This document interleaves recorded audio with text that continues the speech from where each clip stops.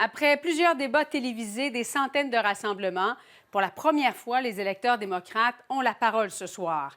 L'État de l'Iowa qui lance les primaires 2020, c'est un processus qui va durer plusieurs mois pour déterminer qui va affronter Donald Trump en novembre prochain. Allons retrouver immédiatement notre correspondant à la Maison-Blanche, Richard Latendresse, qui est en Iowa ce soir, parce que, Richard, c'est un processus qui peut nous sembler ici assez compliqué. Comment ça fonctionne au juste? Bon, d'abord, ça ne ressemble pas à ce qu'on connaît pour ce qui est d'un vote habituellement chez nous avec un bulletin qu'on dépose dans une boîte. Dans ce cas-ci, il faut se présenter sur place, il faut être présent et participer à ces caucus-là, le nom le dit, où on se retrouve ensemble. Donc, il y en a 1678 dans l'État. Julie, ça peut être des sous-sols d'église, des gymnases, des résidences privées. Dans ce cas-là, les électeurs doivent rester sur place.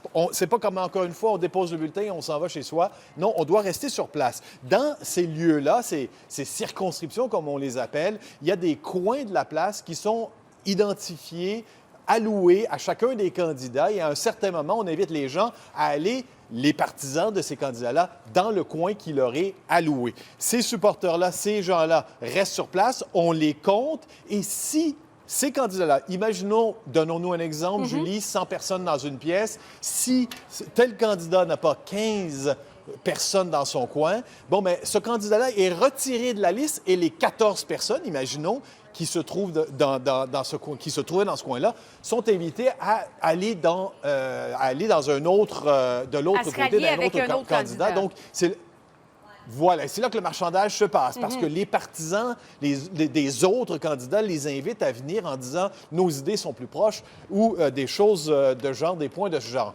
Après ça, toujours est-il que quand on arrive, il y a un deuxième tour, ça se fait donc tout ça par étapes, il y a un deuxième tour qui se fait, et là, encore une fois, on fait le décompte des gens qui se sont rangés derrière les différents candidats, encore une fois, jusqu'à un certain nombre. Il ne reste à la fin, généralement, que 2, peut-être 3 candidats qui vont réussir à avoir des délégués lorsque le nombre de délégués sera distribué à la fin. Alors, vous voyez à quel point c'est quelque chose de très participatif. Les gens sont invités à être là et à se déplacer d'un groupe à l'autre, soit pour convaincre les gens qui sont minoritaires à venir vers eux, soit pour se déplacer soi-même vers un nouveau candidat qui nous plaît. Bon, pour ce qui est de la course nationale, c'est Joe Biden qui mène, mais pour ce qui est de l'Iowa, c'est Bernie Sanders. Et Richard, jusqu'à quel point ce soir, ça peut être déterminant, ça peut représenter un tremplin pour la suite des choses?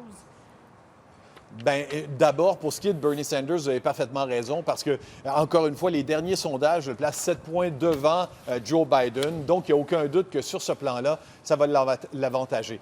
Dans quelle mesure... et aussi, je veux souligner à quel point le type d'organisation qu'a Bernie Sanders, avec des partisans très enthousiastes, très présents, très engagés, ça va justement l'aider dans un contexte comme ces caucus-là. Juste pour vous donner des repères, Julie, en 2008, Barack Obama a eu vraiment, ça a été vraiment le tremplin de sa campagne, parce que jusqu'à ce moment-là, on ne voyait pas vraiment dans quelle mesure il aurait pu réussir à battre Hillary Clinton. Mais en se démarquant de cette façon-là, en mettant la main sur les caucus de l'Iowa, sa campagne est devenue intéressante pour bien d'autres électeurs aux États-Unis. Je vais aussi vous donner le repère par excellence, c'est Jimmy Carter en 1976. Il était gouverneur de la Géorgie, mais personne ne le connaissait véritablement.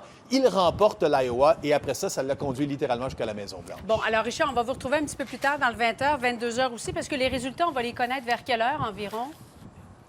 Bon, ils vont commencer à sortir vers 21h tranquillement. Mais comme je vous dis, puisque ça se passe par étapes, 21h, l'étape de choisir son premier candidat, et puis si on est moins de 15 aller vers les autres, on devrait avoir une meilleure idée vers 10h. Et pour ce qui est de la distribution finale des délégués, vers 11h, 23h, donc minuit. Mais déjà au bulletin de 22h, avec Sophie Thibault, j'aurai une meilleure idée du résultat de ce Très bien. scrutin. Alors, bonne soirée, Richard, et on vous retrouve avec Sophie à 22h, bien sûr. Merci.